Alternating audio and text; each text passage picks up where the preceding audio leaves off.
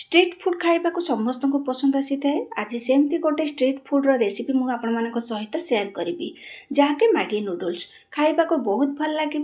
छोट छुआ हूँ कि बड़ लोक हूँ समस्त को पसंद आसब। नमस्कार, स्वागत करुच्ची आपण समस्त को आज रोषे को।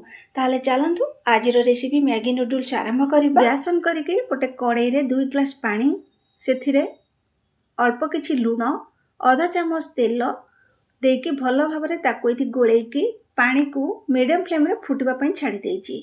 पानी जितेबाला भल भाव ये फुटीज आम से मैगी को दबा। जो 10 टंकिया मैगी आसे से मैगी ये मु 2 पैकेट नहीं। 2 पैकेट रे हमर 2टी पैकेट ये मिल जाए मसला से 2 पैकेट भी नहीं जिबा। आउ ए जो मैगी को ये आम 2 खंड बा खंड खंड करि नबा।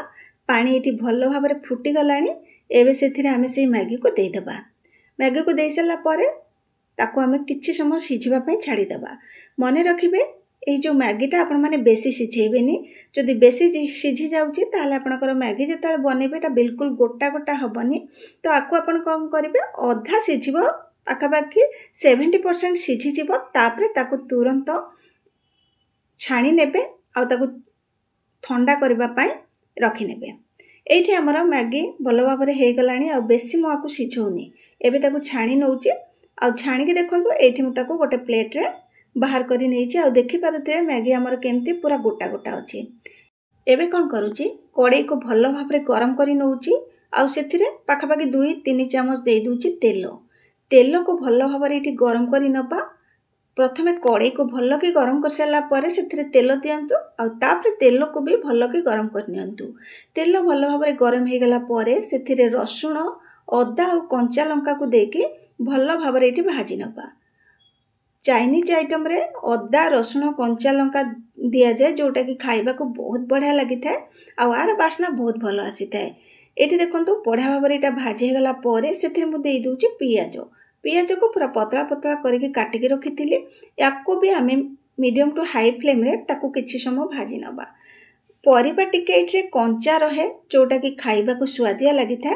सेथि लागि आपण माने परिबा को टिके कंचा करके भाजी नियो। पियाज एठे हमर भाजी गलानी। एबे सेथिरे बंधा कोबी गाजर आ कैप्सिकम को पूरा पतला पतला करी काटिकी रखिथिली ताको दे देली। भलो भाव रे एठे हमें किछि समय गोळै नबा। एबे एथिरे लूण दबानी। जेतेबेले हमर ए परिबा टिके हल्का सिझी जीव तापरे आमे लूण दबा। कहीं ना एबे जदि आमे लूण दे देउचो सेथिरु बाहरी थाए पानी जोटा कि परिबा को बेसी सिझाई दे था। तो ये टिके सिझी गला परे मु सेथिरे लूण दे देली। आ मीडियम फ्लेम रे ताको आमे किछि समय भाजी नबा। एठी गोटे आमे बनै नबा सॉस। सेथि लागि गोटे गिन्ना रे गोटे चामच नै जाउची टमाटो सॉस, गोटे चामच नै जाउची शेजवान सॉस। शेजवान सॉस टिके राग थाए सेथि लागि आपण माने कम नियंतु। सेथिरे दे दोउची विनेगर गोटे चामच आउ आधा चामच पाखापाखि ये मु दे दोउची सोया सॉस। सोया सॉस टा बहुत डार्क थिला सेथि लागि मु एठी आधा चामच दोउची। आउ एठी भल भाव रे हमर सॉस को मिसे नबा। हमर गोटे सॉस एठी प्रस्तुत हो गला। एठी देखंतु जो परिबा को मु एठी भाजुथिली ना से परिबा हमर बढ़िया भाव रे एठी भाजी जाईची। आ एटा बेसी सिझिनी। एही समय मु से जो सॉस बनैथिली ताको दे देली। आ ताको भल भाव रे एठी गोळै नउची।